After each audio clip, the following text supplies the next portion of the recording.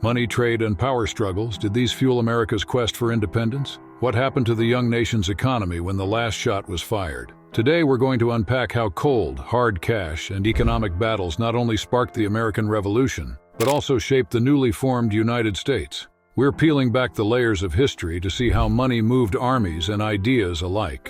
1775, the American colonies are bustling with trade, but bristling under British rule. Taxes are soaring, economic policies are binding tighter, and discontent is brewing. How did these tensions over taxes and trade escalate into a full-blown revolution? And what were the economic ripples after independence was won? Stick with me, and by the end of this video, you'll view the American Revolution through an entirely new lens. The taxing beginnings.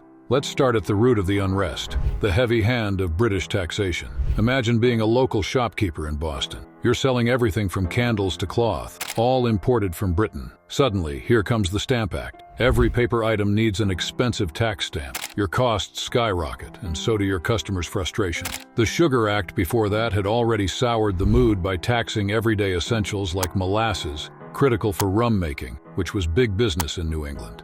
These taxes weren't just financial burdens, they were stark reminders that colonists had no say in British Parliament decisions. This taxation without representation was a catalyst, turning grumbling discontent into shouts for liberty. As tensions rose, so did incidents like the Boston Tea Party, a direct protest against the Tea Act, which lowered tea prices but affirmed Britain's right to tax the colonies. Such acts of defiance weren't just about the cost of tea or paper. They were a challenge to the very legitimacy of British rule over the economic lives of the colonists. Trade restrictions and colonial backlash. Next up, trade restrictions, another major gripe.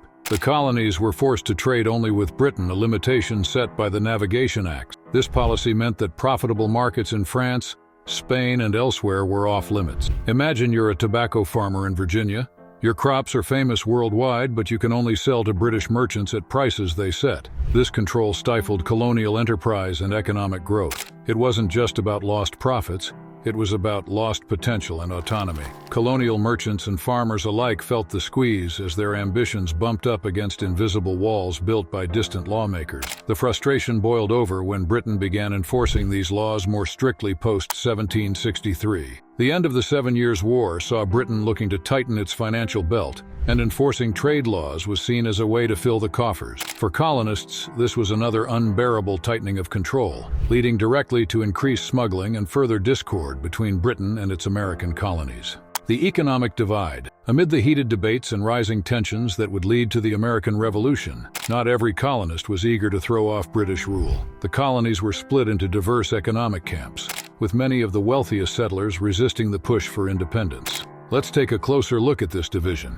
Imagine being a successful merchant or large plantation owner in the colonies. Your wealth and status are tied closely to trade privileges and protections provided by the British Empire. You have access to international markets, and the military might of Britain defends your commercial interests. This group, often called loyalists, saw great risk in the uncertainty of rebellion. But not all wealthy colonists sided with Britain. Some saw a future where a free America could forge its trade agreements and open new markets without British interference. This visionary group was outnumbered, but played a crucial role in swaying public opinion toward independence.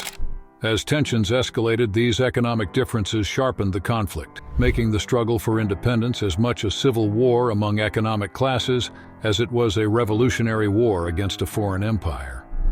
The choices made by these individuals, whether for stability under British rule or the risky pursuit of independence, shaped the course of history. This economic divide is a powerful reminder of how financial interests and political allegiance can intertwine, influencing decisions that lead to monumental changes. How did these choices play out as the war progressed? Stay tuned as we explore the financing of the fight for freedom. Financing the fight. When the colonies finally decided to take on the British Empire, they faced a daunting question. How do you fund a war without a treasury? Britain was a global superpower with extensive resources, while the colonies had little centralized power and no ability to tax. Financing the revolution became a story of improvisation, sacrifice, and staggering economic risk. With no clear source of revenue, the Continental Congress turned to a bold move: printing money. They began issuing Continental currency, paper money intended to pay soldiers and buy supplies. But here's the catch.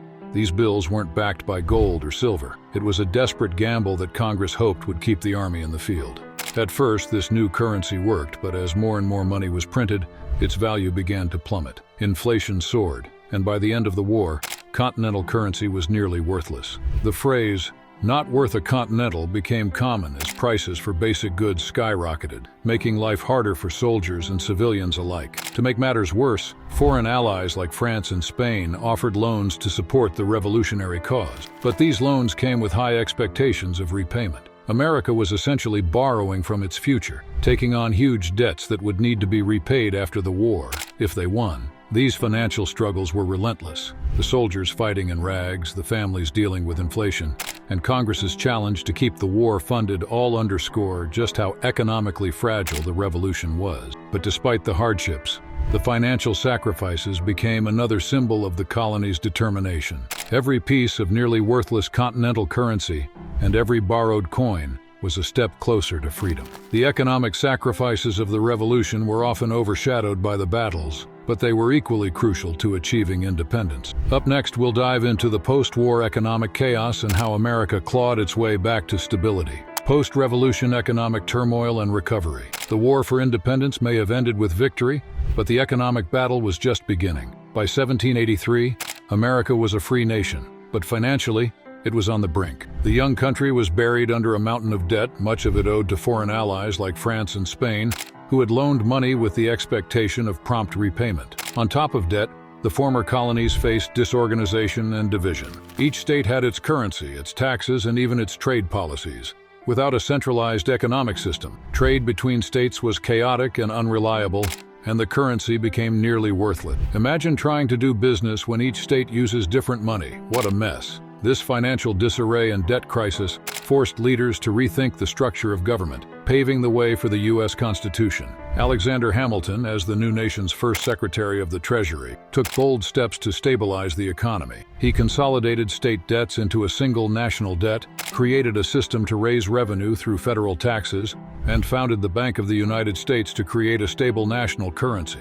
Hamilton's vision wasn't without controversy, but his policies laid the groundwork for economic recovery and growth. The post-war turmoil tested America's resilience, but these foundational economic reforms gave the new nation a fighting chance. The struggle to establish stability ultimately transformed America from a shaky, debt-ridden republic into an economic force ready to face a new century. We've seen how economic pressures can lead to monumental changes in society. The American Revolution was as much about money and economic survival as it was about freedom and rights. So, what financial pressures are modern societies facing today that could lead to our next big transformations? If you enjoyed unraveling the economic aspects of the American Revolution, why not keep the conversation going? Share this video with someone who loves history or someone who thinks history is just about dates and battles. Let's get people talking about how our past continues to shape our economic present and future. Thanks for watching. Remember, history isn't just about the past. It's about understanding the forces that shape our world today. See you in the comments in our next video.